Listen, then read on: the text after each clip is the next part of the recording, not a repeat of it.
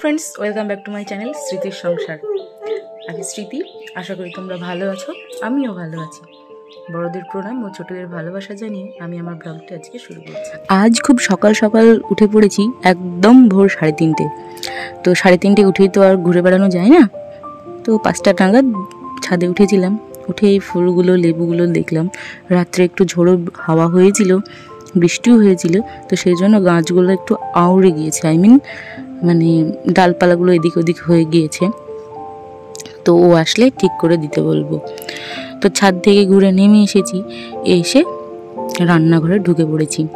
যেহেতু আজ সকালে ঘুমোইনি, ওই জন্য ধরো বাসি কাজ সেরেই ফেলেছি।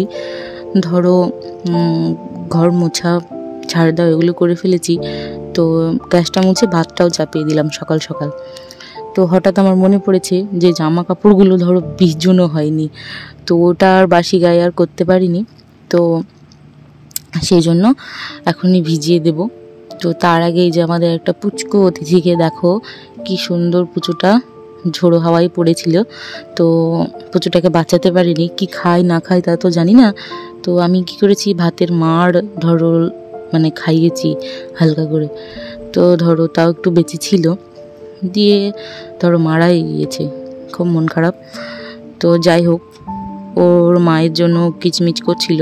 তোর মা বারবার ঘুরোঘুরি করছিল, কিন্তু তুলে নিয়ে যেতে পারছিল না, একটু বড় তো সেই জন্য। তো এইদিকে এই দেখো জামা কাপড়গুলো ভিজিয়ে দেব। তো তার আগে ভাতে আগে চালটা দিয়ে আসি, মানে জলটা বসিয়ে আমি বেরিয়ে গিয়েছি। তো তাড়াতাড়ি করে এই যে চাল দিয়ে দিলাম। আর আজ করব অড়লের ডাল। সেই কবে অড়লের ডাল খেয়েছি আমি ভুলেই গিয়েছি। তো অনেক দিন থেকেই, 1 সপ্তাহ 2 সপ্তাহ থেকেই বলছি যে অড়লের ডাল নিয়ে এসো, খাবো। তো কালকে রাত্রে নিয়ে এসেছিলো, তো আজকেই ধরো আর দেরি না করে চাপিয়ে দিয়েছি অড়লের ডাল। আজকে অড়লের ডাল, সোয়াবিনের তরকারি, তারপর আর 2-3 রকমের ভাজাভুজো তো থাকবেই কম্পালসরি। আমাদের মানুষটা ভাজাভুজো খেতে একটু বেশি পছন্দ করে, ধরো 4-5টার বেশি ভাজা হলে তো আরও বেশি ভালো। তো কখনো কখনো মাছ মাংস হলে আমি তো করতেই চাই না, কিন্তু ও চাই মানে ভাজাভুজো, মাছ মাংস হলেও ভাজাভুজো ডাল লাগবে। তো ধরো সেই দিনগুলোই ও হেল্প করে, তোমরা তো দেখতেই পাও ভিডিওতে। তো যাই হোক, আজকে ও নেই বাড়িতে, ও ভোরে উঠে কাজে চলে গিয়েছে, আর আমিও সেই ভোর থেকেই জেগেই আছি। আজকে আর আমার ঘুম আসছে না, কেন কি জানি না, তো ঘুম আর আসছিল না। তো জন্য ভাবলাম সংসারের কাজগুলো তাড়াতাড়ি করেই ফেলি, রোদ তো তেতেই যাবে শেষ অবধি। তো এই যে বেগুন ভাজা কাটবো, মুখের কথা মুখে আটকেই যাচ্ছে আমার আজকে। তো ধরো বেগুন ভাজবো, তাই বেগুন কেটে নিলাম, দিয়ে নুন তারপরে হলুদ মাখিয়ে নেব। আর এদিকে ডালও আমার হয়ে গিয়েছে। তো চলো, আলু সোয়াবিনগুলো আগে থেকে রেডি করে রেখেছিলাম, মশলাও বেটে নিয়েছি। তো চলো তোমাদেরকে সোয়াবিন রান্না করা দেখাই আজকে। আমি সোয়াবিন কষা খেতে ভীষণ ভালোবাসি।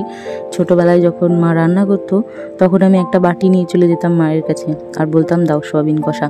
ওই চাকতেই ধরো অর্ধেক সোয়াবিন কষা আউট, মানে এত পরিমাণে ভালোবাসি সোয়াবিন খেতে। আমি তো সোয়াবিনকে মাংসই বলতাম, আমি কেন, অনেকেই বলে মাংস, তো ছোটোবেলায় আমি এটাকেই মাংস ভাবতাম, আর খেতে খুব ভালো লাগতো। তো ওই চাকতেই ধরো শেষ করে দিতাম। তো বড় হয়েও সেই অভ্যাসটা এখনও যায়নি আমার। আমি ধরো রান্না করলেই আমি খাবো, এত ভালো লাগে আমার খেতে।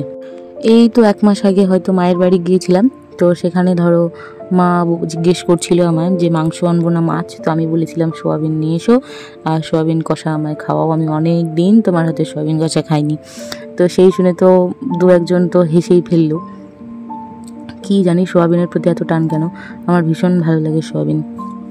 তো যাই হোক, এইদিকে আমার রান্না কমপ্লিট হয়ে আসছে। তো এর মাঝেই ধরো কয়েকটা বাসনও এঁঠু হয়েছিল, তো সেগুলোও ধুয়ে নেব। আর তা করতে সকালবেলায় ধরো কটা ভাতও খেয়ে নিয়েছি আমি আর আমার ছেলে। কালকে বড়া ভেজেছিলাম মসুর ডালের, তো সেটা ছিল, আর এই অড়লের ডাল হয়েছিল, তো তাই দিয়েই কটা ভাত খেয়ে নিয়েছি। আর আজকে ওর বাবার আসতে অনেকটা দেরি হবে, তো ওই জন্য খেয়ে নিতেও বলেছিল, তো সেই জন্য ধরো খেয়েও নিয়েছিলাম। দিয়ে কয়েকটা বাসন ছিল, তো সেইগুলো ধরো চটপট করে ধুয়ে নিই, নাহলে সেই পড়েই থাকবে বেসিনে। আমার বেসিনে আবার বেশি জায়গাও নেই, রান্নাঘর তো এমনিতেই ছোট, বেসিন তো আরও ছোট, দিয়ে ধরো জায়গাই থাকে না। তো তবু ওর মধ্যেই ধরো কষ্ট করে করি। তো এইদিকে কয়েকটা বাসন আমার ধোয়া ছিল, তো সেগুলোও রেখে দিলাম।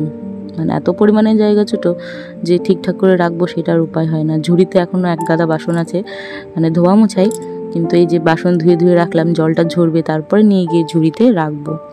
তো তা করতে এইদিকে আমার সয়াবিন ধরো গামাখা হয়ে এসেছে, হয়েও গিয়েছে। তো আজকে একটু গামাখাই করলাম। একটা সয়াবিন তো পড়েই গেল, যা ওটাকে এবার ফেলেই দিতে হবে। ছোট থেকে গরুর দুধ খেতে পছন্দ করতাম না বলে আমার মা আমাকে এই সয়াবিনই বেশি খাওয়াতো, আর সেটা আমার খেতে বেশ ভালোই লাগতো। তো এদিকে রান্না কমপ্লিট, কড়াটা ভিজোতে দিয়ে দিলাম। আর এই দেখো আজকের আমার মেনু দেখে নিলে। তো এবার আমার রান্নাঘরটা ধুয়ে মুছে আমি চলে যাব একদম বারান্দায়, দিয়ে স্নানে নামবো। আর ঘর দোর একবার মুছে নিয়েছি, দ্বিতীয়বার ধরো রান্না করেছি, তো পায়ে ধরো ঘরের ধুলোয় বালি তো এসেইছে। আবার ধরো ভাত টাত বাড়বো, সবই তো ধরো নিচে, তো সেই জন্য ধরো আমাকে 2-3 বার করে একটু করে মুছেই নিতে হয়। আর কি বলতো, মুছে নিলে ভালোও লাগে। চান টান ধরো করে আসার পরে ওই যে পায়ের তলায় বালি বাঁধবে, তখন আর আমার ভালো লাগে না, ওই জন্য আমি ধরো মুছেই নিই। তো একটু ধরো পরিষ্কার করে রাখাই ভালো। এমনি তো বাড়িতে ছোট বাচ্চা আছে, তো ও তো সবসময় এই ধরো এই গরমের দিন খালি গায়ে থাকবে আর গড়া মারবে, বুঝতেই পারছো বাচ্চারা কেমন হয়। তো এইদিকে স্নান সেরে জামা কাপড় কাচাকুচো করে চলে এসেছি ছাদে মেলতে। তো এসে দেখি একটু রোদ্রের টেম্পার ভালোই আছে, তো তা করতে আমি জামা কাপড়গুলো মেলে দিলাম। আর কালকে রাত্রে একটু ঝোড়ো হাওয়া বৃষ্টি হয়েছিল, তো ওই জন্য আমার ফুল গাছগুলো একটু নিভিয়ে পড়েছে।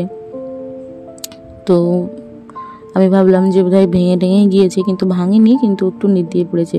যতই বটকৃষ্ট হোক বা মানে সাধারণ ফুলই হোক না কেন, নামি দামি নাই বা হলো, তবুও তো ফুল দেখতে আমার ভীষণ ভালো লাগে। অত যত্ন হয়তো করতে পারি না, কিন্তু যেটুকু পারি সেটুকুই ধরো করি। মাঝে মাঝে ছাদে আসলেই আমার ছেলে রোজ ফুল গাছে জল দেবে, তাও আবার ভর্তি করে। তো তোমরা তো দেখেইছো ও কীভাবে জল দেয়। আর ছাদে আসলে জল ওই দেয়, আমাকে তো দিতে দেয় না, মানে আমি দিতে গেলেই কান্না করতে লাগবে। তো দে, তোর অভ্যাসটাও ভালো হবে গাছে জল দেওয়া। আর এই যে আমাদের একটা ছোট্ট লেবু গাছ, কি সুন্দর ছোট ছোট লেবু ধরেছে। আর এইটা আমাদের নতুন গাছ, এই গাছটার দাম অনেক, 350 না 400 টাকা দাম নিয়েছে, আমাদেরও বলছিল। তো কি মানে খুব উপকার, তো সেই জন্য ধরো এই গাছটা কিনে লাগিয়েছে। আর এই যে স্নান করেছি, দিয়ে মাথার চুল একদম ভিজে কাকের মতো হয়ে আছে। তো ভাবলাম একটু রোদে দাঁড়াবো, কিন্তু না, দাঁড়িয়ে থাকতে আর পারলাম না, ঘরে চলে এসেছি। হাওয়া বইছিল কিন্তু তাপও লাগছিল। তো ঘরে এসে ধরো মাথাটা একটু সেট করে নিই, কেননা এখনও ওর আসতে অনেকটা দেরি আছে। তো এর মধ্যেই ধরো একটু মাথাটা সেট করে নেব, একটু স্কিন কেয়ার করে নেব, না হলে আর সময় হবে না। ছেলে আমার বসে বসে ওই যে পেছনে খেলছে ও বেটা আমাকে ভিডিও করতে দেখলেই আমার পেছনে লেগে যাবে। তো সেই জন্য খুব ভয়ে ধরো চুপচাপ করে করছি।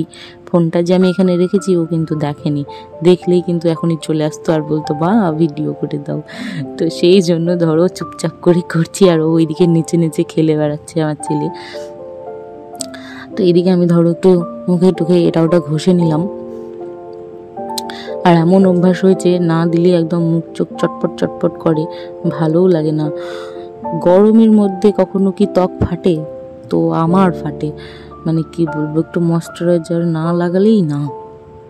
শীতকালে ঠোঁট ফাটে না, অথচ গরমকালে ঠোঁট ফাটে, এটা তো মানে কি বলবো, আবহাওয়া এত শুষ্ক, তা মানে বলার নেই।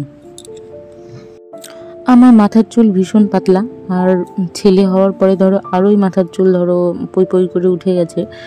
ভালোই চুল ছিল, ছোটোবেলায় একবার পক্স হয়েছিল, দিয়ে প্রায় চুল আমার উঠে গেছে। আর চুল তো ধরো ভীষণ সিল্কি ছিল, এখন তো সেটাও নেই। তো দাঁত থাকতে যেমন কেউ দাঁতের মর্ম বোঝে না, আমিও চুল থাকতে আমার চুলের মর্ম বুঝিনি, তাই কিছুই ইউজ করিনি, তেলও মাখিনি জানো। তো এখন বাজে দুপুর 12:30। তো অনেকক্ষণ আগে থেকেই শুরু করেছি, কিন্তু তোমাদের সামনে আসতে পারিনি। তো সেই জন্য ধরো একটু আসলাম। স্নান হয়ে গিয়েছে, রান্নাও হয়ে গিয়েছে, সব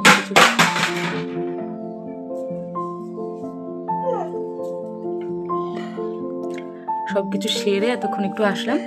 তো চলো দেখতে থাকো ভিডিওটা, সঙ্গে থেকো।